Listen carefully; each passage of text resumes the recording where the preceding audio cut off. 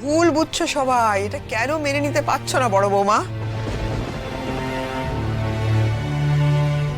মিথ্যে অপবাদ নিয়ে কাউকে যে বাড়ি থেকে চলে যেতে হয়, তাহলে সে বাড়ির অমঙ্গল হয়। লাজু যদি এতটাই নিষ্পাপ হতো, কাল তো ছোট অনেকবার বলেছে চোরের নাম বলতে, বললো না কেন? ও মুখে কুলু পেটে রইলো কেন?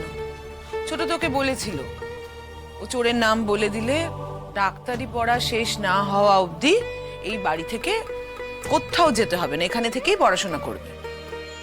তারপরেও কিন্তু ও চুপ করে রইল। এর মানে কি হয়? কি হয় মা, আপনি বলুন। না না না না, চুরি লাজু করেনি।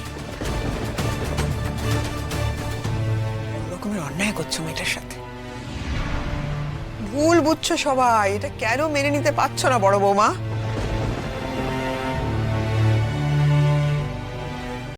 আজই ডাউনলোড করুন আর এনজয় করুন আপনার পছন্দের শো।